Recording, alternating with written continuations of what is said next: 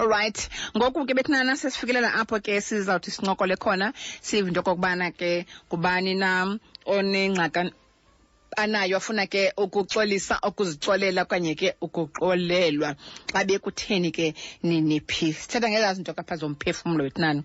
Ezaa zinto ungenaxa umuntu ehamba phaa umbona uba hey uneska apho okanye une-blue eye apho okanye kwenzeka ntoni phi. Sithetha ngezaa nto emotional, yabo, like njengoba ndisitsho nisithi slupha your body, your mind and your soul. Uvela umzimba nje uba mana awuvi kamandi kodwa akho nto but ikho le nto ingakuvisi kamnandi. So sithetha ngezo meko ke kanye loo micimbi enjalo. So sakhangela ke uba ngubani okhoyo kwenzela basikwazi ke bethinana simncede siyanceda apha just one person at a time. Kodwa ukhona ke nalowo phaa ekoneni yakhe bethinana ongakwaziyo yena ukubhala okanye ongakwaziyo uba angaze azochaza ibali lakhe apha radioweni. So iyanceda ke kubeni akwazi uva ingcebiso so that abone uba nam ke kule meko ndikuyo ingathi ngendisenza kanje, right? Otherwise mbiwa kanjeloza inkosi kakhulu wethu ngento yonke uhambe kahle uyofika kapha ekhaya usaphelele nqasekile uba kwafika so uzafika. Inkosi kakhulu. Masive ke ukhona umphulaphuli molo sithando. Yini sisi? Njani? Ndiyaphila sisithina khondo njani wena? Ndikhona nam. Undawo uthetha nam ndivintoni earphones okanye beke endlebeni enzeka sound anyani ningayivi kamnandi. Ndisendlini sisi. Asentsho ndise kwi-earphones okanye ifowuni ibeke endlebeni or kwenzekani? Ifowuni ndiyibeke endlebeni. Ibeke endlebeni? Oh, sisi. Oh, all right ke sithando sam. Into ezakwenzeka ke asizubiza igama lakho uzuchaza igama lakho bangubani nonto nabantu ozothetha ngabo bangabantu kanye ngumuntu and then uzothetha nje ngengxako nayo nesithando sam. Okay ke sisi. All right ke my love. Masiqale ke. Khuleni size naye. Ufuna ukuthini ngqala ukuxolisa, ufuna ukuxolelwa? Ndifuna uzixolela. Uzixolela. Ndifuna uzixolela, ndixolele. Yes, sithando sam. Okay, masiye ke sithando. Ndikhuliswe zii-grandparents zam. I grew up ndizazi uba okay, they are my parents. Up until the age of 12. Whereby brother bakamamam babemane xa besele bendixelela uba andingowaphana, I don't belong there, abandazi noba ndingowaphi. Umamam wanshiya ndine-5 days ndizelwe. So ndabane ndimbuza umama uba mama kanti ngubani umamam ingubani utatam? Athi yena no, ndim umamakho nanku utatakho. Ndithi but obhuti abava uba bathini? Athi hayi subahoya. So uqabuke wena uqabuka nje ko 3, 4, 5 years uqabuke ukhuliswa ngaba bantu uthi ngumamakho notatakho? Yes. Okay sithando. So at the age of 12 it happened uba okay ndize eholideyini kumamam. Uthi ngubani ke ngoko qawuliza? Uthi ngusisi, uthi ngubani? Ndithi sisi. Okay, awukachazela uba ngumamakho? Umama seke ndichazele ngoku because kumele ndizile. Oh, masize nakahle kalo sizoyazi ba okay uthe xa unanga kwathini kethi umama wazochaza ba hayi nyana ngomntanakhe. Masize naye kahle sizokwazi uyilandela. Ndithe xa ndina 12 but 12 ndingekayidibanisi because ndingoka-August mna. So wabe endichazela uba okay ngoku kumele uye kumamakho eholideyini uyakufuna. Njani kaloku mama buthe umamam ngumamam? So ndiyambuza uba hayibo kaloku ubuthe umamam nguwe nje na? Athi no, ewe ndim umamakho because ndikukhulisile but oyena mntu wayekuzise emhlabeni ngulo suppose uye kuye. Okay ndiqonda okay nam ndinala excitement yobuntwana uba okay ndizawukhe ndiye kwenye indawo ekudala ndiva ngayo ndiye nyhani kwakungoJuni. Uhamba nobani? Ndihamba no-cousin wam. Okay. So sihambe ke size holideyini. It happened uba ngoku ndilapha eholideyini at the age of 12, I started my periods. So ndabe ndingayazi uba kwenzeka ntoni ndidom. And then naye umama wam like njengengandikhulisanga azange ahlale nam phantsi athi okay mntanam ngoku kwenzeka u-A no-B no-C. Okay, kodwa umxelele. Yes, ndivuke ekuseni ndamxelela cause ndivuke nje ndimanzi and then nebhedi igcwele nje ligazi. Okay, akathetha nto wathi hayi mandihlambe, hayi nyani ndihlambe. After 2 days, okay andinike ipads athi faka kanje ke le nto ndimbuza uba yothini athi hayi yoba ungangcoli igazi lingangcolisi impahla. Ke mna okay explainele uba kwenzeka kanje nakanje nakanje. So xa kuzovula izikolo ngoJuly siphinde back basovula izikolo. Mna ke ndifuna ukwazi uba uyaqala ke ngokudibana nalo mntu kuthiwa ngumama wakho wamanyana. Yes. Uyaqala udibana naye like kunjani? Kwaba njani first day ufika apho kuloo ndawo? Especially like she was excited kola suku lokuqala cause she spoiled us, like wasithatha wasikhupha sayothenga izinto sabuya. Sabuya sahlala endlini ke. So xa endaweni like athi uba no ndisaye endaweni ethile ndizobuya. So nawe naba right nabonda nje. Yes. Oh, okay. So ndibuyele back Eastern Cape.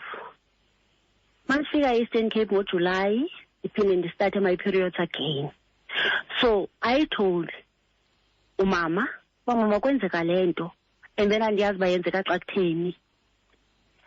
And indlela wayenomsindo ngayo uba ulele namakhwenkwe kule ndawo ubukuyo wandibetha like ndabe ndisithi mama khange ndiyenze loo nto uzawumitha kwathini like wabethetha up until kuze usisi athi usisi mama bekusuppose uba uhlala phansi nomntana umxelele uba kwenzeka u-A no-B no-C.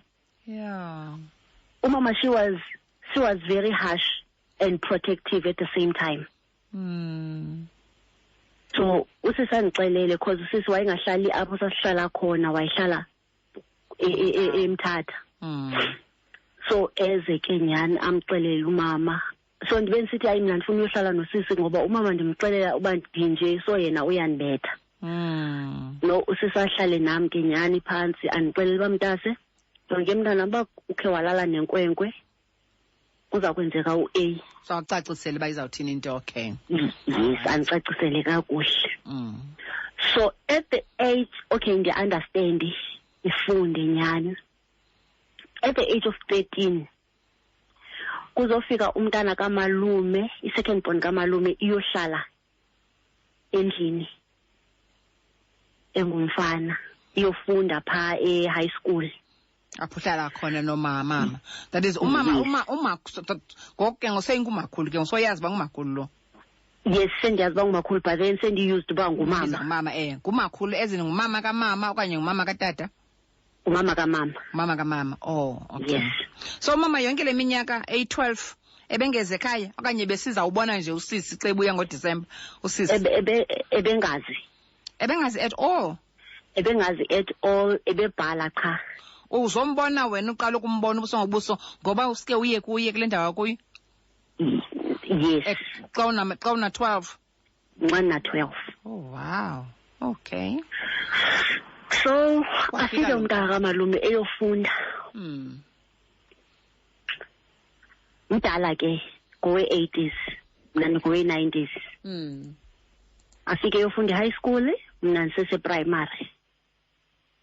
So simane sisiye esikolweni mna ndimthatha as ubrother wam ndiyahlambela phambi kwakhe akho nto itheni. Niba ngapha abaqala abantwana? Yayindim inguye ingumntana wakokwabo endimshiya nge-3 years. Oyintombazana? Oyintombazana. Oh, so ningamantombazana nibabini naye lo ofikileyo? Yes. Okay. So mna ndiyahlambela phambi kwakhe ndimthatha as ubrother wam. It happened the other night silele nalo mntana kokwabo asinike out of ikamere yakhe aze apha kule ndawo sondlale kuyo. Andibrashe mna ndicimba yimpuku ndiba ngathi ndikhabalaze azondihlebela athi ungangxoli. Sure. Ndizibuza uba inoba kwenzeka ntoni. Ndincwine andivale umlomo. Sure. Azondifingarisha. Mna andiyazi uba kwenzeka ntoni. Sure. Uthe ma ezobe ndehlisa ipenti ndithi hayi kuzobe sekushukuma lo mntana kokwabo abe sekehamba. Ephinda back erumini yakhe. After 3 days ndingayithethi le nto ndizoyithetha kumama. Umama athi hayi ayikho loo nto, cha mna ndine-attitude kuba ndingamfuni, kuba ndingafuni bantu ekhaya. Hayibo. Ndifuna like ibe ndimndedwa umntana. Ngoso umbalisela indlela eyenzeka ngayo lento. So yonke le nto ibalisayo uyikhe engqondweni. Ngoshobo atsho ngalo yena. Uthi like mina kuba ndinengqondo ezimdaka kuba ndingafuni bantu ekhaya. Sure. When I was 4, and then ke ngoku I became okay. Mandi like ndaqala ndazi-associate nabantwana abangabakhwenkwe like bezitshomi zam. And then ndaqala ndaviolent esikolweni. Ndibetha kwabanye abantwana yonke laa nto. So eloko ebizwa esikolweni kuba mna ndilwile yonke laa nto. Because ndandifunda kwesinye isikolo yena etisha kwesinye isikolo. Okay. So axelele usisi decided uba andithathe ndiyohlala naye. Kubani usisi? Usista kamamam. Oh. Andithathe ndiyohlala naye eMthatha. eMthatha sifike phasi ngabantwana seyi-2. Ndim ngumntana kasisi. Umbalisele ke ngokusisi yena? Yes, usisi ndimbalisele. Okay. Wakubelieve at least, wakukholelwa. Yes. Usisi watsho kaloku wathi mama kodwa akekho umntana onove afome apha istori esinje kanti ayikho loo nto. Athi mama hayi khawukumjonge ngokwakho lo mntana. Akabizwa lo mfana ke kubuza uba yintoni lithethwa ngubani bani, inyani nakanye yeyo nyani. No, kuthethwa wena cha. Umama was very protective ngabantwana baka brother wakhe. She was very protective ngabantwana baka brother wakhe. Andiyazi noba mhlambi wayengafuni laa nto uba kuthiwa abantwana baka brother wakhe baphethe kakubi na, cause omnye owayintanga yam like sasishiyana ngenyanga wayengoka-89 ndingoka-90 wasweleka ehlala nomama. Sikhule soyi-2 sasikhule sivana cause sikabuke sibhadle sihlala soyi-2. Engumfana naye so wasweleka ke ngoku. So apha ekuswelekeni kwakhe ke ngoku wamane ke ngoku ebathatha ke one by one ababanye. So she was very protective. Okay. So usisi ke ngoku phi eMthatha? Yes, usisi ke ngoku eMthatha imbalisele ayinyana andibelieve. But still i-anger kum iya ikhula ngokhula ndiyalwa.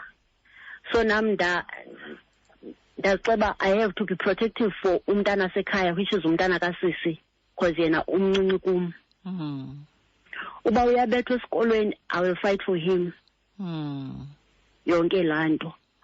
So we have kwamele ke ngoku simove out kule ndawo sisiwayirenta kuyo siyohlala enxiweni lakhe after kugqityiwe ukwekhiwa. So enxiweni lakhe it was 1 room plus nomkhukhu owayekwalapha eyadini but uqelele kancinci. So thina sasilala phaa emkhukhwini. Okay. Usisi nomyeni wakhe belala ku-1 room. So unina nguwe nalo mntana kasisi umlwelayo? Yes, ndim ngulo mntana kasisi ndimlwelayo. Uzofika omnye umntana kamalume again ungumfana. Beside lowa uhlala nomama. Okay. Lo ufika apha eMthatha as ba eyofuna umsebenzi. All right. So yi-3 silala phayana. Mna nalo kasisi siyondlala phansi then yena sinsemdala kuthi ulala ebhedini. Okay. So it happened the other night. Ulo mntana kasisengekho, it was on weekend, ebheke kulo tatakhe. So sisoyi-2. Yes. Andichwechwele naye. Sure. And then ndalwa kuye. Ndathi ubhuti wakho akanondenza lento nawe undenze lento, nitheni ndibhungile na? Wathi hayibo nje kancinci. Ndathi unje kancinci ntoni? I was very dumb at that time. I think I was 15. Yeah. So ndalwa. Ekuseni ndavuka ndingamfuni because ndathi xa ndivukayo ndavuka usisiseke ngekho ehambile. So ndavuka ndingafuni nombona, like uba ndiphekile andizomphakela okanye uba ndimphakele ndizokubeka phaa ukutya kwakhe ndingatsho noba nako ukutya kwakhe ndingamniki ukutya kwakhe as I used to do. So izophela iveki ndizibuza uba ndizoyiqala ngaphi uyithetha le nto, but uma ndiyitshilo kusisi, usisi is the only one ozondikholelwa. Then uzobiza umama akazoyikholelwa yonke lento. Akubetha. Uzathi ayikho andibafuna abantwana bakabrother wakhe. Okay, usisi nyani ndimxelele. Okay, ndingekamxeleli njalo usisi kuzofika umama. Ufika kwakho umama athi, lo mntana une-attitude towards umfana lo. Athi usisi, surely ikhona into ayenzileyo kulo. Asoze abe ne-attitude nje espacing. Athi hayi uyamdefenda lo mntana wena, uyamtefisa ntoni. Athi usisi no, andimtefisi, andimdefendi. But le 3 years ndiyihleli naye, I know her very well. Uchik yena. But xana umenze something uba ne-attitude more.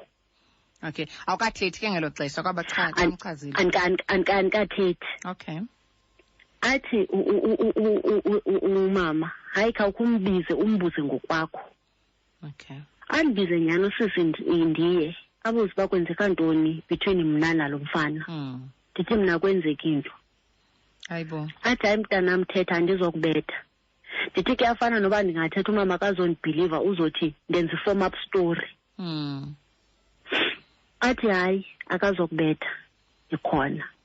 Hayi nyani ndimxelele. Umama athi hayi une-satanism lo mntana kabafuna abantu kokwabo. Sure.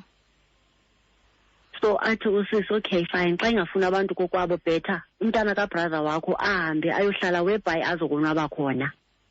Because nama ndizoyimela into yoba ndihlukunyezelwe umntana endlini.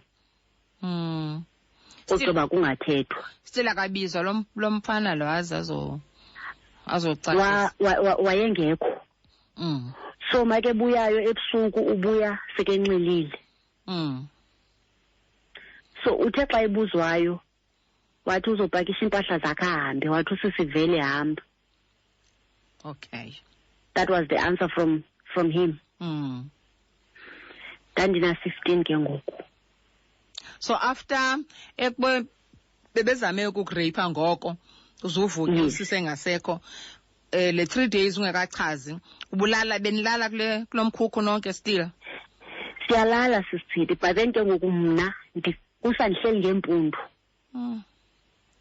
Ndinentsimbi elapha ecankomcamelelo. Sithando sami. Endizixelele uba anything azamayo ukuyenza zamonzakalisa. Okay. Ngicela uhamba bheke evenkileni, ndiyabuya nesithando sami nawukhusela amanzi. Okay sir. All right.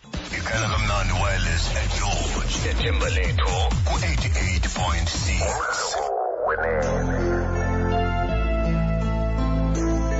Alright, 7 imizuzu iphambi kwethu 11 o'clock umhlobo wona ne-FM inkqubo isithi masixolelane hleli ke no-TSI DI ndibamba ngoku kanye kancokola ke nosisi safuna ukuva ke kule ngxaka yakhe nayo uba ihamba iphelele phina sithando. Sisi. Yebo sithando sam. So wahamba ke ubhuti lo. Wahamba. So sashiyeka ke ngoku indim nalo mntana kasista wam, nosista wam nomyeni wakhe. So usista wam ke ngoseyinomntana wesibini. Okay. So 2005 she was 5 years lo wesibini. Yeah. So ubhuti, which is umyeni kasisi, like he unangaphi ke ngokwena? ndina 15. Oh, ngoku sena 15, all right. Yes, ngondisena 15. So ubhuti it happened ba like xa sipheke xa simsela ukutya uzokuthatha ukutya achithe epheyileni enento uba atshixele usisi ambethe. Okay. So into yabo uba violent yaphinde yongezeleleka phayana,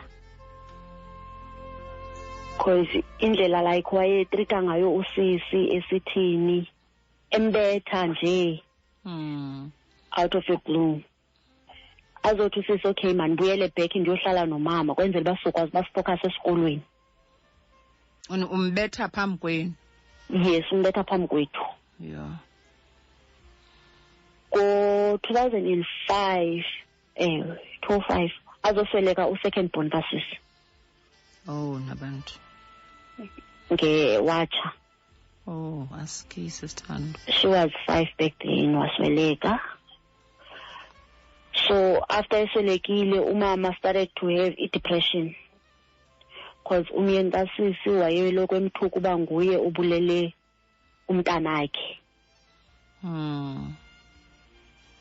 Then ngo 2006 November I was doing go 2006 I was doing grade 9. So kwathiwa mandize eholideyini kumamam ngoDisemba. Okay. So sesimane sicommunicate mos nomama ngoku. Kwathiwa mandize eholideyini kumamam ngoDisemba. Kuphi mama kule ndawo asebenza kuyo? eKapa? Uphi kulo? eKapa. Oh, eKapa, well, yes. So usuka phi eMthathu eKapa? Yes. Okay. Awubuyelanga njengoba bethe usisi buyela kumama akho so that focus esikolweni. Ndiye ndabuyela kanene kumama. Oh. Ndayofunda pha ugrade 9 ndimenze ndihlala nomama. Okay. Seyindim nomama nolo mntana wakho lo bhuti. Endimshiya nge 3 years intombazana. Okay. So umama started to have depression egula ke ngoku. Kontina then ndifunda grade 9. Yes. So athi usisi okay kudala uwonga umama ube ufunda nofunda khawuhambe uye holideyini kumama wakho ngoDisemba. Nyani ndize eKapa ngoDisemba. Kondilapha eKapa kuzothunyelwa ireport yami mna kutshiwo ngokumba ndizofunda eKapa. Uthiwa uvizithile nje uyabuya. Yes, kuthunyelwe ireport yami ndibone sekuthiwa isikolweni uthi grade 10 ndizomfunda kwelicala. Yeah. Ku-2007. Isikolo ndisifunyanelwe. Ndothuke mna ayibo how njani nizomshiya njani umama pha engaphilanga, like uzophekelwa ngubani, izinto uzozenzelwa ngubani. Athi umama no usisi ukhona uzomhoya uzomthatha ayohlala naye eMthatha. Okay. Okay, ingabi namsebenzi. Akasateach ke ngomama? Yes, seke yekile ngetyhu ba igula. Oh. So nyani ke ndihlale ke ndifunde. Okay, ngoJanuary uzofika umntana kasisi naye ezofunda apha eKapa. Yes. So uzohlala lo besikhula soyi-2. Sizohlala soyi-2 like kaloku sikhule soyi-2. So sine-bond. So asakwazi uba omnye ahlale kude kunomnye. Oh, okay. So athunyelwe naye eze sizofunda apha. So umyeni kamamam waye abusive. Embetha esenza yonke into. So ngosifikayo mna ngoDisemba yena nomyeni wakhe bandikhupha, umyeni wakhe wayiphangela. So bandikhupha ndiyothengelwa impahla like ndi-welcome nje kamandi. Kuba ndizifile ndisekhaya. So azothi umyeni wakhe ngosekukho lo okay sihlale sifunde uJanuary February up until uMay aqalise ke ngokwaveza i-true colors zakhe umyeni kamamam. Amane bethu umamam embethe up until the other day ndathi awusoze umbethe noba uyaqala umbetha but awusoze uthi umbethe phambi kwami. Yeah. Ndifonele usisi athi buyani. Ndithi sizobuya njani sifunda phakathi enyakeni. Athi mntanam mna soze ndiyitolerate into yoba nihlale endaweni nizofocusa njani esikolweni. But naye uyabethwa ngapha ngumyeni wakhe naye ngapha utata. Yena wayemshiyo wakhe umyeni. Oh. Wayekwazi umshiya ahambe ayorenta. Okay. Okanye amvulela icase abanjwe. All right. So ke ngoku nyani amfake lo wakhe unyana wakhe ahambe nyani. Mna ndithi mna ndizokwazi uhamba ndishiye usisi ndimbona uba uphila lempilo. Ndihlale ke nyani. Ndithe ndibhala i-June exam. Ndilayite isibane ezizibane ezizibekwa apha e-headboardini. Because indlu yakhona i-room zazohlulwe like nge-wardrobe. Okay. So ndilayite esi sam kweli cala lam kwenzela uba ndikwazi ustadisha like ndiyabhala the following day. Abethetha kumyeni kamamama beshawutisa ndingamhoyi. Azoqhawula intambo yesibane athi awundiva ndiyathetha. Ndithi andifuna ukukuphendula ngoba ukuphendula kwami uzophinde uthi ndirude. Ndihlale ndingamhoyi ndilale. Xa ndiqala uba ndilala azotsala intsimbi leyo wayitsala ngayo ama-crate zonke emsebenzini wakhe. Uba eyobetha umamam ndiqhume ndingene in between them. Wow. Ndithi this time around uzoqala ubethe mna before uye kuye. Sithisisane ngalaa ntsimbi sithisisane izondibetha apha embandeni. But ndizixela uba ndizoyiyeka. Up until ndade ndanamandla wawa ngaphantsi ndambeka yona apha esifubeni loo ntsimbi leyo. Wayiyeka ukhona. Ekuyiyekeni kwakhe ndayithatha ndayikhupha ngebhagla ngaphandle. Washiyeka ke thukisela apha endlini. The following day umama angalali endlini ahamba aye kwancinci wakhe. Athi ushiya wena umama apha. Yes. Umke engumntu ozowubuya. Akabuya. So ushiya wena umama nalo nomyeni wakhe. Nalo okanye lo uhambile kodwa kuphindile kumama wakhe. So ushiya wena nalo myeni wakhe. Nomyeni wakhe. Okay. Athi umyeni wakhe uphuma makho ndimxelele ndithi ubheke kuncinci. Athi uye kuncinci wakhe ndithi mna ewe. Athi kutheni engazotsho. Ndithi ebetshilo nje ngoku ebehamba.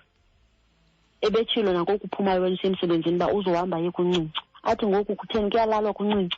Ndithi hayi ke bhuti andiyazi ngakufowuni nawe. Wathi ndawuze ndikurape imininye. Ndathi wenze sure uyawuqala undibulale. Utsho undirape ke ngoku. Saphinde saqala apho sathithisana. But uThixo nalapho wanipha amandla ndamdefeata ndavula ibhagla ndaphuma ndahamba. Ukutshisa uba ufuna ukukubetha ufuna ukurape. Noba wayifuna undirape cause wathi ndawuze ndikurape imininye ndathi uyawuze uqala undibulale. Athi sawukhe sibone. Ndithi hayi sawukhe sibone nyani. Azondinyola ndingamhoyi aphinda ndinyole ndingamhoyi. Uthe xa izondifaka impama ndimbamba isandla sathithisana apho. Kungo-12 midnight ndavula umnyango. Uthe nethi awube phantsi ndavula umnyango ndayivala ibhagla ndaphuma ndahamba. Andizazi uba ndawuqhanguza ndibheke phi. Sure. Kusebusuku and kurongo kwizikoli apha. But ndathi ndisahamba njalo ndizowela ipaki ndozodibana nenye itshomi yakhe ekabhuti. Yabuza uyapha ebusuku, ndathi andizazi noba ndichophe apha epakini ubusuku bonke andizazi. Wathi hayi bendlini kunantoni, ndamxelela. Wathi hayi masihambe siyohlala endlini. Nyani xa sifika kwakhe axelela umfazi wakhe isitori. Nyani ndihlale ke ndilinde umamam. Ngengomso afike umamam. Ndimxelela isitori. Ayamlinda abuye emsebenzini. Xa ebuye emsebenzini amxelela uba umntanam noba sekuthiwa umfuni kodwa unodi umphathe ngolu hlobo. Umthwabazise ngo-12 ebusuku phandle kubani. Angahoyi. Aphume kancinci, iphumeni kwakhe kancinci caba wayothenga ibhiya ke abuye seyinofutho. Dothe ihita le yeparafini. So isandla esimphezulu wesandla ndiubeke kanje. Azoyithetha ke lento ayithetha inkola aya ndimhoyi ndihamishe. Azondibetha isandla sithi bhaca sincamathela apha ehitheni nditshe. Sisithi ndambuya ngomvempama. Ugqiba ndaphakama.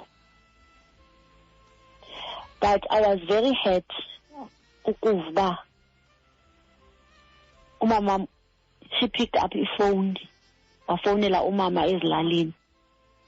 Wathi hayi intombi yakho iqhwabe umyeni wami ngempamba. But she didn't tell them the full story. Babe kutheni ize ndimqhwabe ngempamba. Yena umama ukushiya kanjani nanom myeni wakhe amazinto bana u-abusive? That was my question, ma'am. Bekushiya kanjani ahamba yobuncinci akushiye nendoda? That was my question, ba unishiya njani nendoda yakho endlini? Ungekho wena ungalala endlini. So ndahamba ndayoholideyini. Okay. That year waphela unyaka sendingahlali endlini ndazixelela ba ngoku I have to do into bengafuna uyenza because I started dating at the age of 18. So ndazixelela okay fine so ndiyenze lento ngoba uthando ndalifumana ngaphandle andilifumana endlini.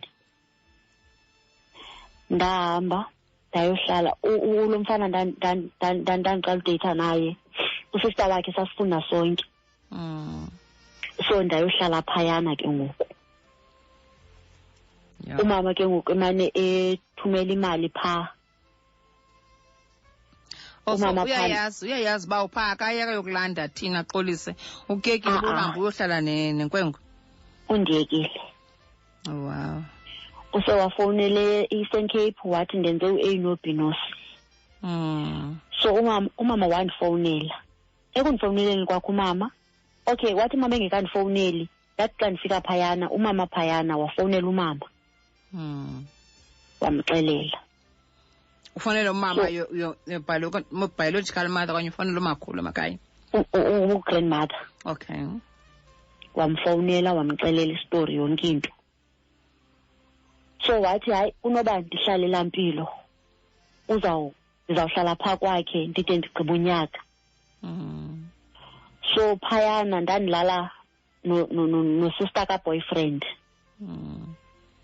Then athi xa engekho ke umama wabo ebheke mhlambe emlalisweni kube ngona ke ngoku ndiya ku boyfriend. So umama ke ngoku emane ethumela imali pha for ba kongezwe into zokutya yonke lanto. So ngoDecember ndagoduka December 2007 Eastern Cape. Iquestion endayifumanayo ndingena emnyango. Ubumqhwabela ntoni umyeni kamamakho ngempama? Kutsho makhulu. Yes. Sure. Ndithi mama uthi bendimqhwabe xa bekutheni? Uthi andiyazi kaloku kuthiwa uve wamxibela ngempama. Ndithi hayi okay azothi sisi cause sisi wayikhona. Athi hayi kodwa umntana nimenza igeza. Noba seke ligeza kangakanani sozafatsibela umuntu njengempama. That means besikhona isizathu. Hayi nyani umama uthe xa iqala ushawutisa athi usisi no. Umntana uzawumenza engahlala naye umbuzi babe kutheni. because wena ngokumamele one side of the story elakhe icala ulimamelanga. Yeah, at least usisi uya-understand. Yes. So ke ngondihlale ke nyani phantsi ndibalise istory ndisibalise. Uchaza naye uba umama wakho pha uyabethwa umhla nezolo ilanto. Yes. Ndichaze yonke into. Boyfriend khona le kanye umyeni. Yintoni? Umyeni. Kumyeni wakhe. Ndichaza uba uyabethwa ke phaya. Ndibe ndibabonisa cause imbandi yami yayidumbile ndithi yabona ndinjani apha. Unqanda. Bendinqandela yena ebethwa ngentsimbi. Ndithi amabhozo siwajule ngapha kwe-built-in cupboard ngoba kaloku ayathathwa amabhozo kuthiwa uzawubulawa. Hayi ke nyani athi umama ndiyakuva mntanam. So kuzocelwa umama uba makayolanda iripoti yami esikolweni apha eKapa. Izothunyelwa ngapha uba ndiyofunda angayi. So it happened uba mandiphinde ndibuye back ke ngondizofunda ugrade 10 kweli cala. 2008. Ndifike nyani ndifunde ndingafikeli kubo still ndifikele kulo boyfriend. Wow. So sendingumntana wakulo boyfriend. Uzoya umama kulo boyfriend kose kusweleke umakhulu eyochaza umphanga kamakhulu kum. That is umama lo buthi ungumama wasemakhaya. Yes. Okay. Uzoya eyochaza lo mphanga. Yes. Ndabe ndisenza 2008 I was doing grade 11. So umama usweleke ngoNovember 2008. Ekuswelekeni kamama ngo-2008 ndabe ndiqalisa ubhala i-final. Ndabhala only one subject. Ndahamba ndayongcwaba. Xa ndibuyayo ndabuya ndaphekha impahla zam ndayohlala ekhaya ndadropha out esikolweni. Why? I was like ndizixelele uba if ever umama ebegule ndisecaleni kwakhe ngingakhange asweleke. Because waswelekela endlini.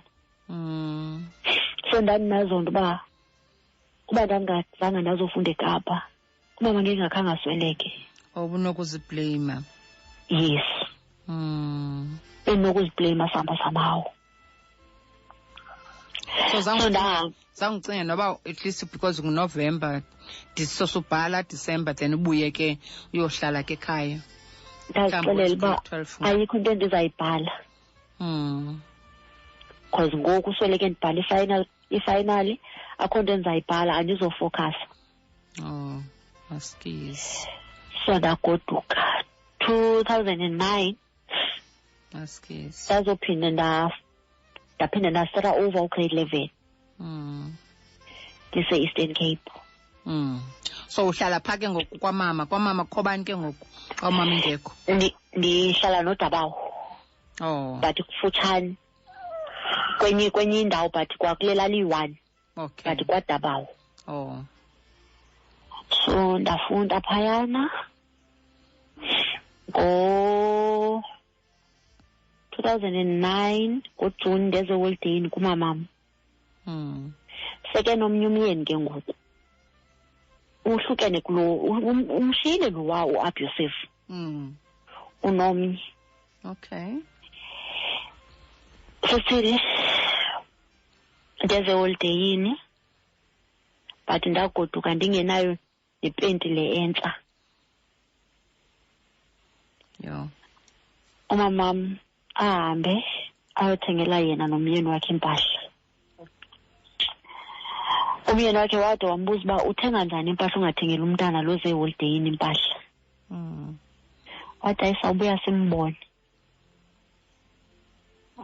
So umama unenzondo yantoni? Because ungathi unento anayo against wena ndiba wabetha lamyeni. No, it's not. Angeke ndithi uba yiyo. Because loo nto like yenzeka continuously. Uyabo.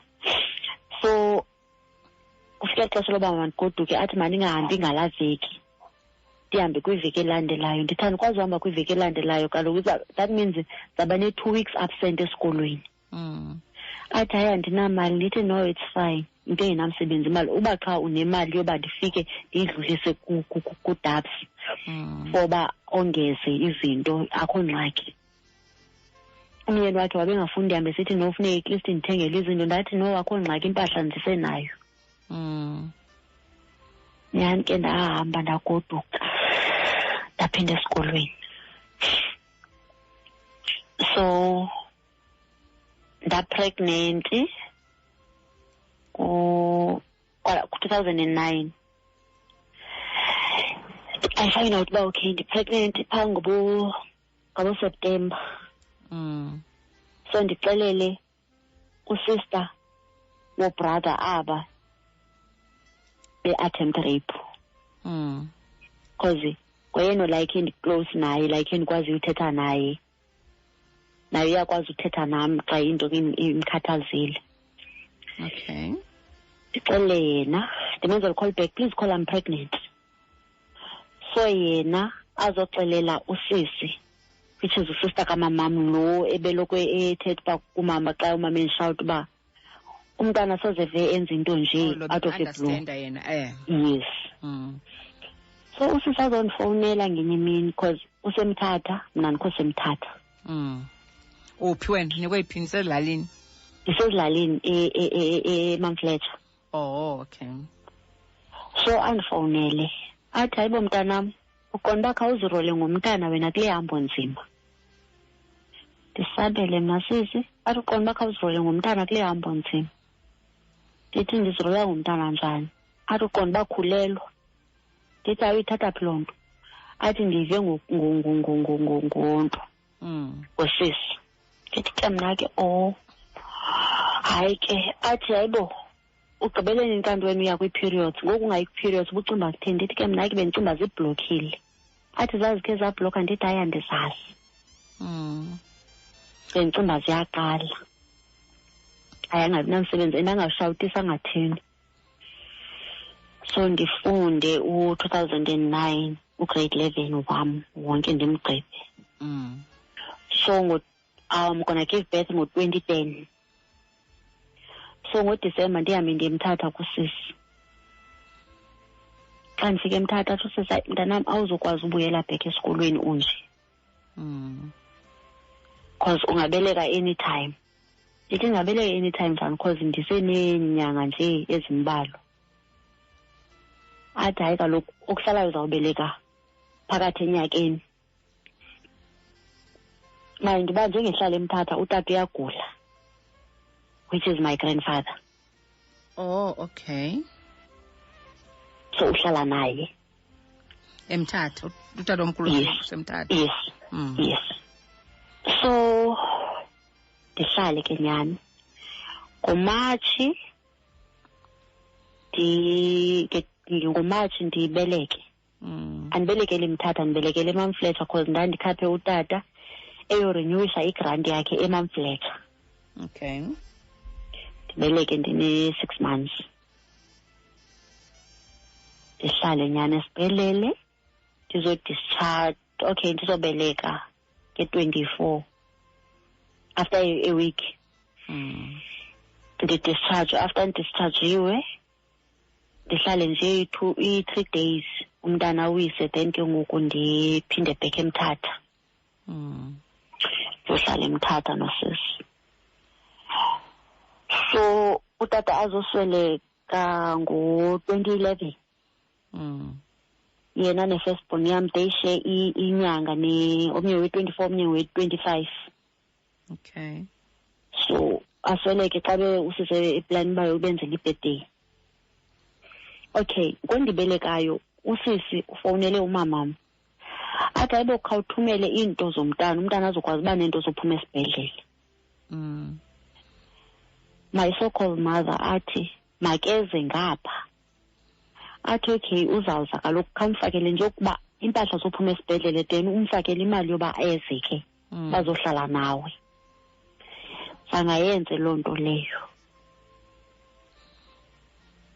Okay. Okay. Usisike nyana azithenga impahla zomntana yonke into ndihlale.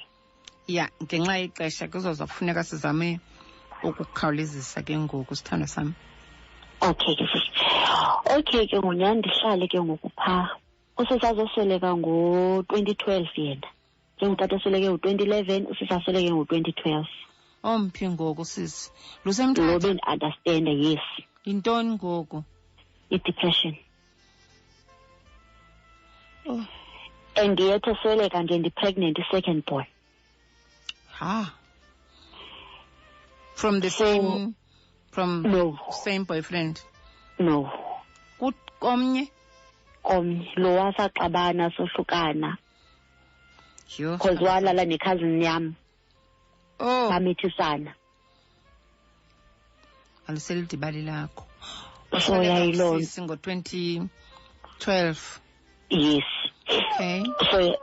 So yayiloo nto wasweleka usisi ngo-2012 ngoNovemba kwathiwa kumama makathathe umntana lo mdala wathi abakhe basesinqeni uhamba nabesinqeni utsiba nabitha.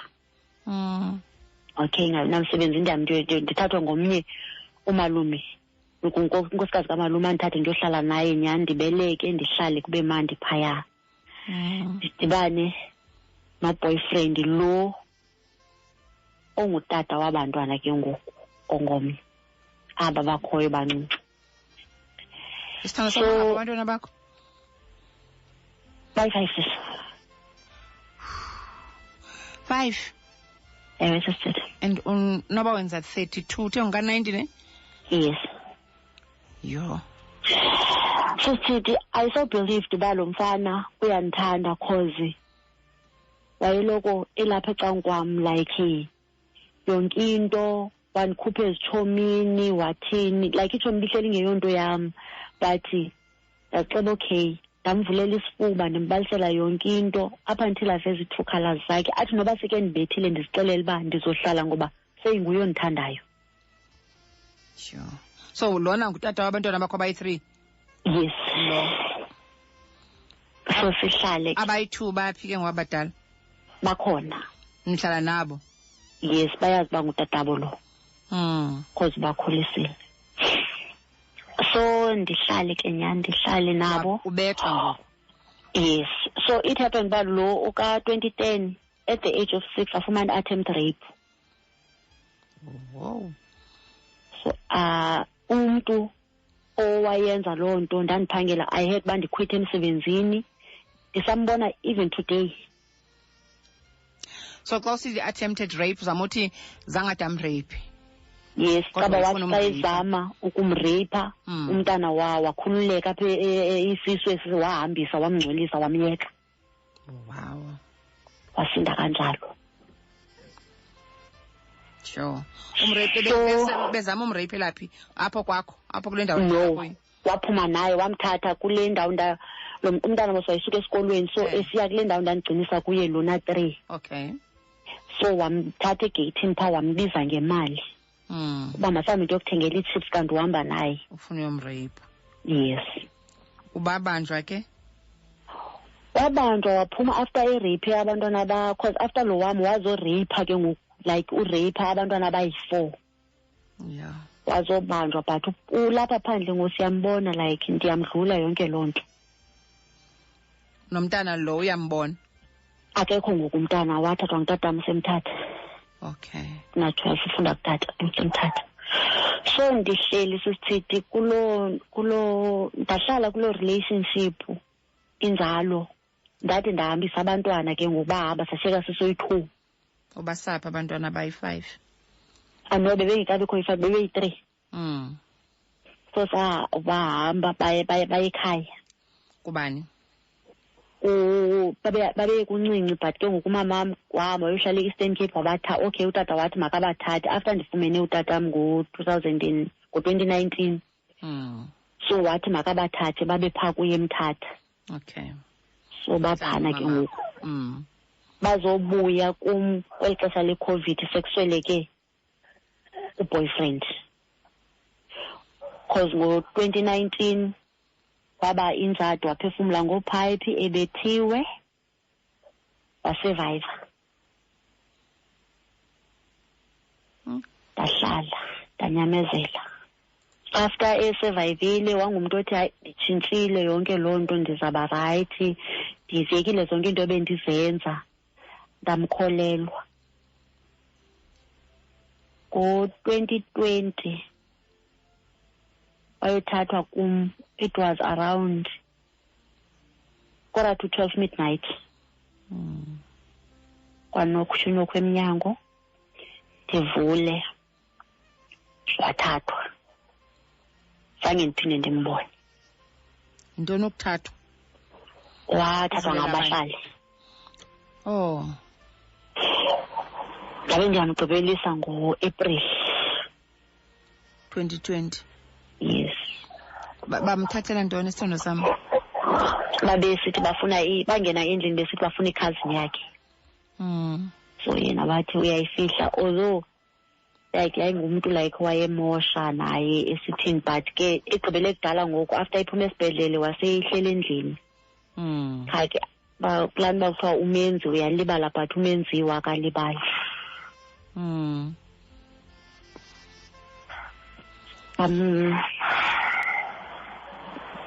He was brutally killed, sister. Oh, sithando sam. Bamxabela.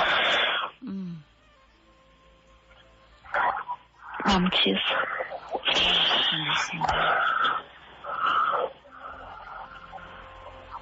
Oh, sithando sam, asisi. The book one, the pregnant twins. Sure. And andizazi. Uba pregnant. Because and prevent. And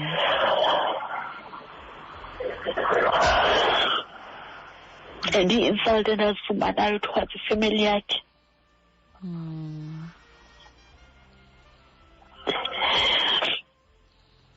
Even as a family yami insulted us from another. One of our brother, our mom, Antuka. I put on Facebook stating that we want to do.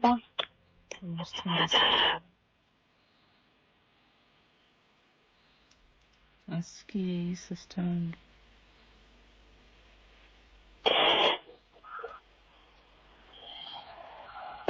Wena wenzeni ngokuba awenzanga nto? Sentsho nguye uboyfriend esenza ezi zinto. Abamba abethwe ngumphakathi. But bathi wena wenzeni? Kusasa wakhe wayesithi ndimombulalisile ndimomthengela abantu. Oh, sithando sam.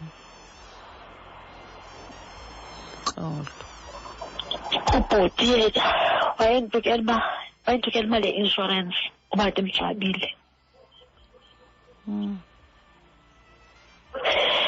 Xa wayenclaime i-insurance ndiyinike bona imali. Uzamngcwaba ngantoni kaloku? Andiyazi. Wakwazi ke ukuqokelela, ndiyazi umuntu xa etshile bakunoba kunjani, kodwa kwakwazi kwa because izoba yi-closure kuhambe angcwabe ukwazi uba uye emngcwabe emhluhlweni bakuvumela. Like ndayesingcwabeni. Okay. Ndayesingcwabeni because ndim like owayengcwaba yonke loo nto. Baphi abazali? Umama wakhe wasweleka. Utata wakhe ukhona. Asista wakhe omdala yena since wayekhe wahlushwa impilo, so iipolisi zakhe zazisandolapha. Okay. No, it's fine. So wasweleka kuboyfriend yakhe ngokubethwa phakathi ngo-2020. Yes. Kanti pregnant twins. Yes. Zikhona ke ngoyi-twins? Oh, okay. Ufumene ngo-2020 njalo? Yes. Beye ngo-2020 ngoNovember. Suppose ngibeleke ngo-2021 ngoJanuwari. Ngabeleka ngoNovember. So engiyifunayo ndifuna ukuzixolela sesithethi.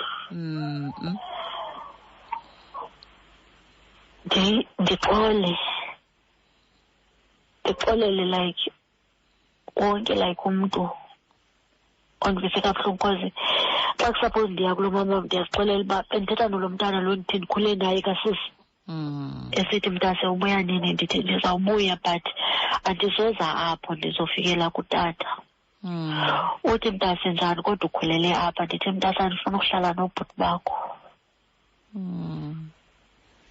So ndifuna ukwazi uba ndiphinde ndijongane nabo. Yeah. Ndibaxolele like ndingathi ndixolile ngomlomo but intliziyo ibe ingaxolanga. Uziva njani ke sithando sam? Like unjani? How do you feel kuyo yonke lento? Le meko okhule phezu kwayo nale yokugqibela ke ngoku yokuqonqozelwa ka-boyfriend kanti yokwenza into ebuhlungu kangaka, abethwe atshiswe, like unjani? Sisithi senze sahleli kule environment but ndiyazixelela uba ndi-right. But there are times whereby ndijonga abantwana bam ndithi but ngenxeba kaThixo bayakhula because andiphangeli. Survive ngegranti. But bayakhula ba-right ba-healthy. But ndiye ndizixelela uba abantu mos baye beza abanye mhlawumbi umntu encokola baphuluka hayi senze oku noku noku noku noku noku. But ndi-act ngathi andazinto. But when it comes laa mntu emka ndiba ndodwa ndibe nalaa nto uba ingase ndithathe umlilo ndihambe ndiyotshisa indlu yakhe, ifemeli yakhe yonke. Lo mntu ebebalisa? Yes. Oh, sithando sam. Like sometimes intliziyo yam ibe buhlungu, ndikhale ndizibuze uba like ndizixelela uba andisayazi into endiyiphilelayo. Philela abantwana bakho. Andithi nabantwana abahlanu? Yes.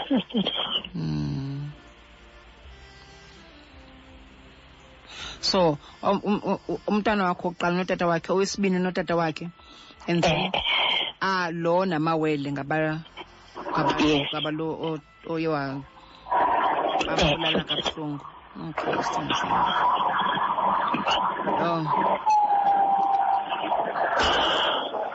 Intoni le ingxalayo ngoku? Imoto, like asikudanga endleleni. Okay. Hey sithando, hayi nzima imeko yakho kakhulu, buhlungu like oko nje ukhula nje ukhule kabuhlungu man. Okokoko like khange ubuve nokukhula bokuba ube ngumntwana. So I had basusithi mna ndibe strong like ndisemncinci. Ubomi ke kwafuneka ndibufunde like ndingumntana. Yeah. Ufunde ungumntana nyana. Izinto ebezingafanelekanga ezi. Naleyo ba uyozilahlela iboyfriend una 18. Indlela mama wakho ekuphethe ngayo, uyayibona? Yiyo le eyakwenza into bana uvula ubona ba xa kukho lo muntu esithi ndiyakuthanda wabuthanda ungalifumani ndawo waqonda uba mawuzilahlele apha, uyabona? Yes. So ndiqinisekile nakulo tata wabantwana bakho abalo bathathu naye kuye uzilahlele kuye kuba ucinga fana uba uyakuthanda, kuba awulazi uthando lukatata. But ndiyavuya ke ngoba utata udibene naye nje ukuthi umfune ngo-2019 ne? Okay. Nisathetha notata? Siyancokola sisithetha. Niyancokola notata? Okay. Ngumntu okwaziyo uba xa ungafika amanti umfonele batata ndikho right? Sisithetha. Ne? Ndiyakwazi uthetha naye. Okay. Xa kukho into endikhathazayo ndiyakwazi uyishera naye. Like naxa abantwana mhlawumbi ndifuna baye kuloo tatabo ndiyakwazi uba ndishere naye. Like ungumntu nje ongenangxaki. Okay. So abanye abantwana babini okanye bathathu baphaye kumama? Bakum. Babuyile bonke bahlanu balapho kuwo? Ongekho apha kum ngulo mdala utata lo ntombi. Oh, okay. Abanye bonke balapha kum. Yo sithando sam, ufuna umsebenzi ke ngoku for ubunakekela abantwana bakho. Yebo. Usandophela I think inyanga esithathu le. Inyanga esithathu. Sister. But kaloku kufuneka uzamile ufune omnye. For uzokwazi ukukhulisa abantwana bakho. Uzobanikeza oluthando wena ungazange ulufumane kumama wakho. Yebo. And ukhume nge-relationship. Uyayibona? Uqala uzifune wena ubongubani na, ufuna ntoni ukuthandwa. Uyayibona? Uzithande wena. Le nto kuthiwa self-respect, zonke ezanto. Kusuke nezanto zokuziblame, ubuziblame ngokusweleka kwamakhulu ba if ubukhona ubongekutheni xa bekufuneka umakhulu ehambile bezohamba nobukhona nasithando sam. Uyayibona? Ungaziblame nendlela okhule ngayo nongathandwa ngumama because umama khange akunikeze kakuhle uthando. And mama usaphila ne? Usaphila. Injani ngoku relationship yakho nomama? Iyayondelelana sister khona xa into ingxaki usisi before asweleke watsho kum wathi mntanam inzondo ayizokwenzela nto. Umama kwakho sepuyamhlamba ngayo. Wena xa ezidistance kuwe wena zisondeze kuye sobe mna bendizama oko ndimfowunela ndimbuza impilo just le ukumcheka. Athi ngoku uyakwazi unceda phana pha cause ndiyakwazi ukhala kuye. Sisi ndiphelelwe into ethile sisikhancede ngento ethile. Uyakwazi unceda cause lo mazwi sisi wawathetha sisiya esibhedlele kanti uzosweleka uswelekele ezandleni zam. Awu. Askisa. Wasweleka ndimbambile ezandleni sisiya esibhedlele. Umncinci ngoku. Engo 2012. Bena 22. Askisa sithando sam. Wasweleka kwakhe and then ngo-2011 utata ngokwagulayo. I was the one like wayemtshintsha amanapukeni yonke laa nto. Utata? Like ke ngoku your grandpa, your grandfather? Yes.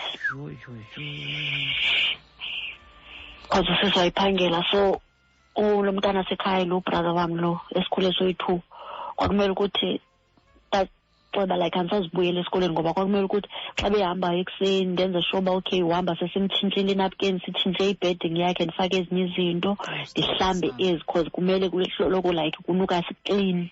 Oh sithandwa sam. Cause wayengakwazi ukwenza kwanto yonke into wayeyenzela ebhedini. Oh sithandwa sam. Askisi man. Askisi bekungafanelekanga kakho umntana ona 22 intombazana ozawunapukena utata omkhulu wakhe like yo uswelekelwe ngusisi wakho lo ebengathi ke ngumama wakho ebedlala irole yoba ngumama because ebekukhathalele ekulwela. Uyayibona? Uzawuswelekela ezandleni zakho. Yo sithando sam udlule ezintweni ezibuhlungu kakhulu but ke womelele. But eyona nto ifunekayo kukuba ungumntu ohamba icawa mhlawumbi ubani uba uzowukhounselishwa sithandwa uyayinida itherapy ngoba awukho right. Uyayibo nale utata amawele wakho wavele wabethwa watshiswa azibuhlungu manezinto emntwini oyi-1. Uyayibona? Yeah. Zingakwenza ucinga into bengafanelanga uzicinge but ke kufuneka uzama uphila for abantwana bakho ungabi nayo le mibuzo yoba uphilelani. Uphilela abantwana bakho uzokhulisa abantwana bakho. Uyayibona? Like that xa ndibona esa story sikanamhla kuFacebook thatha uNamhle bephila le mpilo beziyiphila but yena khange akwazi uphuma but nami ndakhutshwa nguThixo ngoba ndandikayivizithela ifemeli yam yayingathi andinafemeli around Cape Town. Kulona yena lo oye wabetha umphakathi bamtshisa bekuphethe kabuhlungu. Yayingathi andinafemeli sisithethi kwamele uba ndithi ndiyefemelini yam athi ndiye emadodeni yena kuzoba mandi kuye like xa ifuneka sibheke kweyakhe ifemeli. Nawe angakwazi uvizithela ifemeli yam uba ndibheke emsebenzini uba uyayazi emsebenzini ndiphuma 4:30 ufuneke like ndihambe 30 minutes okanye hour ndibe sendisendlini otherwise uyabethwa. Yes.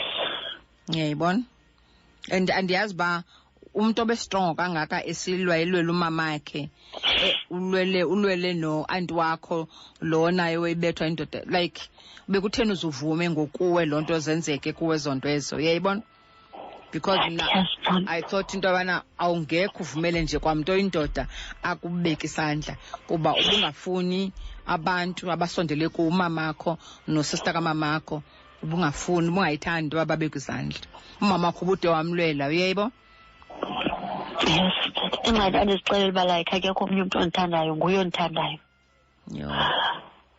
until I realized uba no yi-abuse le yeah abusive sithando sami like mentally I don't think alright psychologically awukho right emotionally awukho right but ke ngoku kufuneka ufocus ekulungiseni impilo yakho ubomi bakho so that uzophilela abantwana bakho ungaziblaming ngento ezenzekileyo kuwe ufunde kuze zibe lesson kuwe uyayibona so that ukwazi ngenye imini nokunceda abanye abantu uyabo like mhlawumbe umuntu omamele isistory sakho uzawukwazi ufunda abone uba simncede naye empilweni yakhe uyabo but andifuni into yoba nawe ude uzaba ne-depression usweleke ushiya abantwana bakho abangaka abayi-5 so look after yourself uzithande ukhume nge-relationship because uyimess and xa uyimess unjena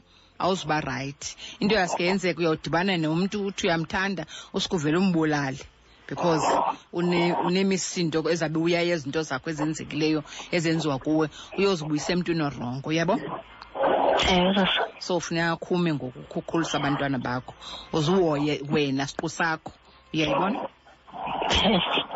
yeah ungaziblame ngendlela okhule ngayo ndiyavuya umama okhona niyazama ngokuba ni reconcile nibuyisane nibonde yonke lanto i-right and notata ke wodwa wamfumana so ku-right so focusa ke ngoku ezintweni ezintle ulungise impilo yakho ne uba mhlawumbi khona into ofuna uyithetha kumama kwangoku osekhoyo xa uthe mhlawumbi wagoduka uchaza indlela umama kukhulise ngayo nezinto azenze kuwe zingakazi ukuvisa kamandi so that uzophuma kwemphefumulweni uyayibona uyayibo yes but ndiyavuya ihlisi nikwazi uthetha umelele mani sithando sami like keep it up yeah I know kubhlungu kubhlungu yani but yeah kuzolunga ngenye imini kuzolunga ngoku but uzawusebenzela ekubeni bakulunge ne sesido uncorrect nyango like kuba umuntu mhlawumbe uteketsa abantu athi yonto mhlawumbe athi bateketisa nje sithi ewe kaloku bafanele ngoba banatata like loo nto yonto ke suppose uba like ndiyayithetha oko because nabo ngoba zawukhula manje uyithetha lento bayive and mhlawumbe nabiza bavisa kabuhlungu kufuneka ukhumbule nawe izinto bezikuvisa kabuhlungu ngoba ukhula uyabo zithethwa kuwe because into ezithethwayo ukuthetha into ezithethwa ngumuntu emntwini ziyanamathela ilanto sometimes ukuthe ukubetha kungcono uzakubetha umuntu kuphela but amazwi owaphethe emntwini ayanamathela and anamathela ade ngoku nawe uzive ingathi unyani ungawo lamazwi mana abantu bewethetha so ufuneka uyilungise nendlela othetha yabo yebo sithando sami ndiyakuthanda kakhulu and ndiyabulela ubuzile apho uzosharisha istory sakho into efunekayo ke ngoku into yoba uzama ukuzilungisa leno ndithi efuneka uhambe i-counselling nakanjani uyayinika sithando like abantu abaswelekileyo bathandayo makhulu utatomkhulu ubumphiphi umonga usisi wakho ubu-anti wakho bekuthanda ekunakekela wazoswelekela ezandleni zakho like une-trauma phezu kwenye trauma bana le yalo boyfriend wakho otshiswe watheni wabethwa watshiswa yenye trauma still bekuvisa kabuhlungu bekuphethe kabuhlungu but izo-enda pha kabuhlungu kakhulu uyayibona yeah sithando sami so please look after yourself yandithembisa ezibanazincinga zezinto ezithile ezingacacanga mama ngoku ufuneka ukhulisa abantwana bakho ifirstborn yakho inangaphi ngoku 12 yayibona. Mama phansi and yokuba in denial. Because ndiyaceba andidingi counselling right, but no, in denial. Oh, yes. Sistep sokuqala esoba uqonda unayo ingxako nayo mawundibhalele masithethe so uzaba right. Kuba in denial uya need counselling sithando sami. Uya need uthetha nomuntu uyohlala pha uthethe and uzahambi sessions yebo. Uzokwazi sesilungisana nobomi bakho ubheka phambili mhla waze wakwazi ukudibana nomuntu yebo udibane nomuntu uzabuthanana naye if uyafuna ukutshata or uyafuna ukujola yabo but not ngoku esijolweni khawume yabo. Yes. I love you so much. So now njengoba ungasebenzi uphila ile mali yabantwana be-grant. Wena ufuna umsebenzi wethu sithanda sami ngiyathemba uzawufumana but careful udile nezi-trauma onazo ungaziblame ngendlela izinto ezenzeke ngayo bungena-control over loo nto leyo yabo. Okay, mangakanani amathwini? Yakune 7 months. Okay, sithando ubakhulisa bayabazi kokwabo bayabathanda okanye ukhona bayabazi but ukhona bawo bebehambe nabo nakoDisemba bathandayo bebephangela bebehlala pha kuye nangoba buye ngoku ngosendiphele umsebenzi.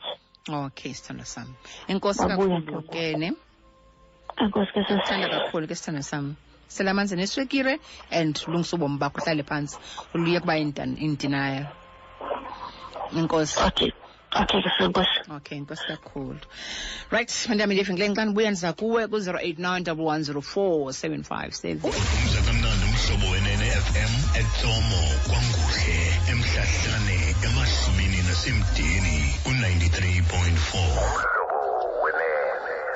All right. Manize kweke ngoko 0891104757 ndiva wena cebisa uthini apha kulenzwakazi encibethina nedlule ezintweni ezinzima ezingaka. Mawolo mhlaba. Mawolo sithini njani? Ngikhona sithanda sama si. Okay, well, I think another thing add on to frustration ne-memories ezikasisi engingafuna siyilibale is that abantwana basebancinci ne. So taking care of abantwana is very overwhelming. So as the children grow, now I understand, and at the moment the situation is very fragile. I'm a mother too. Another thing she should be careful of is that she's prone to being pregnant again. The story and everything that happened and the situations in the history. But what she should look forward to ngoku yindlela yaphambili nokondla abantwana bakhe. Azibeke eqaleni ingxaki athi ngizawubuya ndizodilishana nazo when I am strong. Yes. But now what is important kuba abantwana mabatye, kuba makaphangele, kuba makabe strong. Sometimes you can give a person advice about counseling, but there isn't really access to counseling. Sometimes you could meet someone who doesn't even understand the problem of Uyo. So the one thing I want to advise her in Guam is that toughen up, be strong, and focus. Focus. Each time you think a problem, the history yako osuka kuyo, focus on the way forward. Awufuna ukukhulisa abantwana bophukileyo. Umama xa yophukile fana nebluetooth unikezela abantwana. So focus, be strong, look forward. Ungajongi kwi-problems, uzawubuya kuzo xa u-right. Enkosi wethu sithanda sam. Thank you. Enkosi kakhulu. Mara mhlobo. Hi, sithanda masiye. Ngicela usisiman usiqongo ne usisingaski ngokune awambe counseling therapist yonke into izoba right. All right, inkosi kakhulu. Molo mhlobo. Walena ekhaya? Sister. Hi. Uthetha lo Findlala eCatholville ne? Yes, Findlala. Yemani lo mntana lona mangiyazi ndifuna ndicinga bafanele uThixo indlela yakhe beyazi ukuthi uzawuhamba ngalandlela la hamba ngayo ne and then ke ngoku womelele cause udibene nezinto ezininzi so ndithi ke ngokunye kufuneka aqine ke ngoku nyani afocuse kubomi bakhe afocuse ekukhuliseni abantwana bakhe uyaqonda aziyeke zonke ezinye izinto ngoku alibale noba na angahlala imali icinga nje kodwa angahlala ezifaka engqondweni ezanto ezabe zisenzeka afocuse kubomi bakhe nabantwana bakhe uyaqonda sesichithi enkosi kakhulu sithanda sam molo mhlaba all right ndazi ke kwenzeka ntoni apha 0891104757 sive into kokubana wena ucebisa uthini na apho ukhoyo sisi busi andiyazi uthi yazi ifoni yakho apha indisa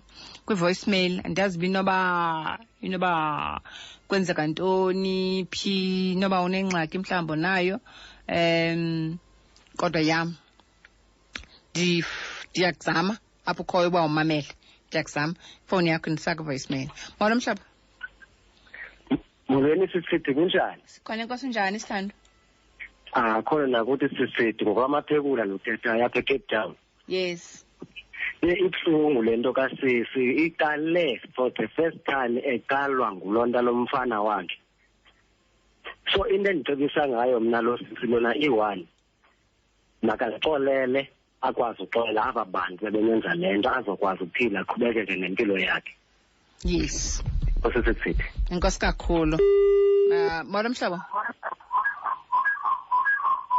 i-radio sithandwa Hello, Sisi. You come and Sisi.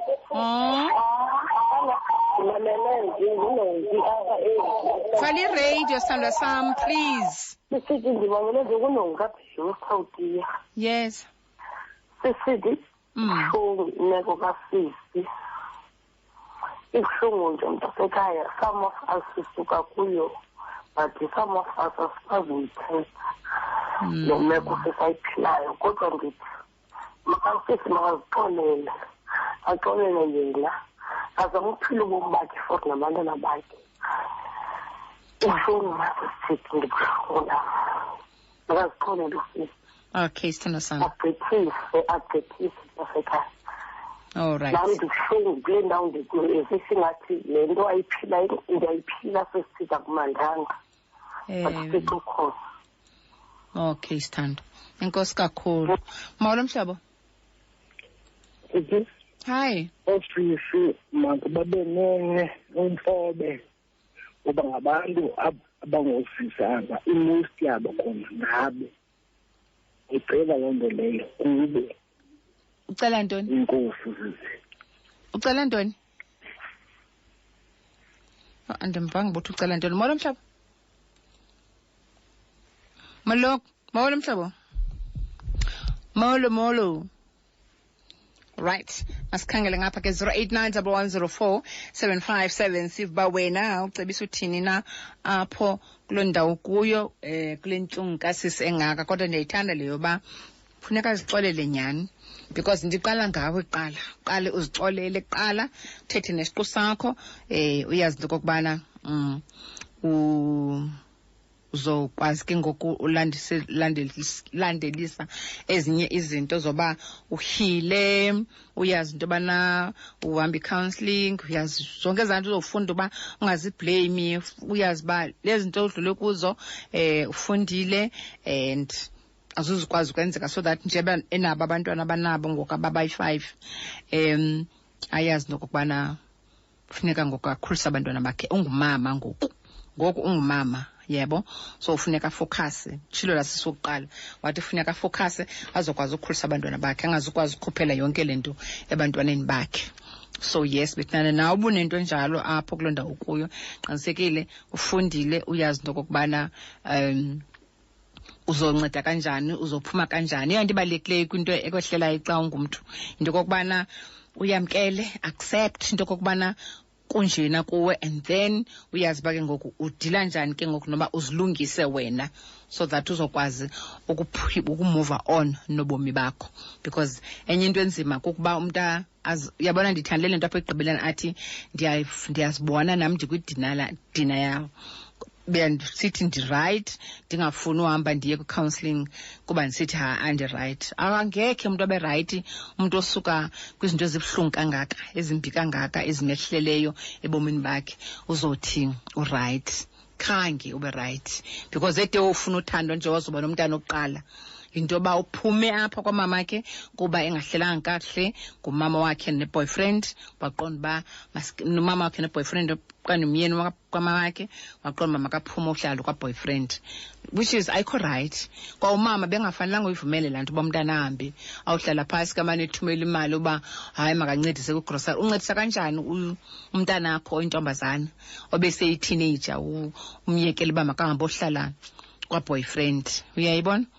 So zezinye zezinto nomama kufuneka bazifundile into okubana ufuneka uzenze, kuba xa uzenze emntwaneni ezinto zizawumoshela impilo, yebo, like mncinci ngaka senabantwana abayi-5, yebo, so akukho right.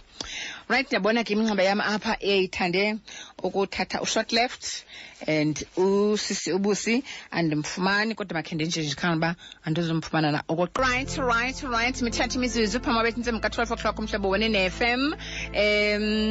Mandibulele bethinana ngoba ke uhleli nam susela phaa ke ngo-9 o'clock uzothi ga ngoku, ngoba ndiyabona ke noba sisibusi nengxaki yomnxeba apho akhoyo. Andikwazi uba ndingamfumana and bendimfuna, yes, azokwazi ucebisa, kodwa ke ndiyamazi sisibusi xa ndimthumelele ke izinto zalo sisi uzawukwazi badibane naye, akwazi uba naye ke amnike ke ezakhe ingcebiso, amdibanise nabantu bawusisibusi phaa ke kwa-FAMSA. So mhlawumbi uzokwazi umdibanisa nomntu okwa-FAMSA kule ndawo sisi akuye Western Cape, akwazi uba ke ancedakale bethunana. Right, ndiyabulela ke ngokuhlala nam susela phaa ke ngo-9 o'clock uzothi ga ngoku bethune nawe ke ubunengxako nayo wethu, uyafuna ukuzixolela, ukuxolelwa okanye ukuxolisa kuloo meko kwehleleyo ebomini bakho, thumela i-email tsidi@sabc.co.za. Right, izakele bethina nendaba yakho yokuqala ndikhuze ndithi uze nendaba yakho yesibini ndikhuze ndithi uze nezo lipsi zakho zintofontofo ndikuphuze ndithi hlala usithu njalo wethu, uyazi uyathanda kakhulu ngu-TSIDI TD wakwa Monterey.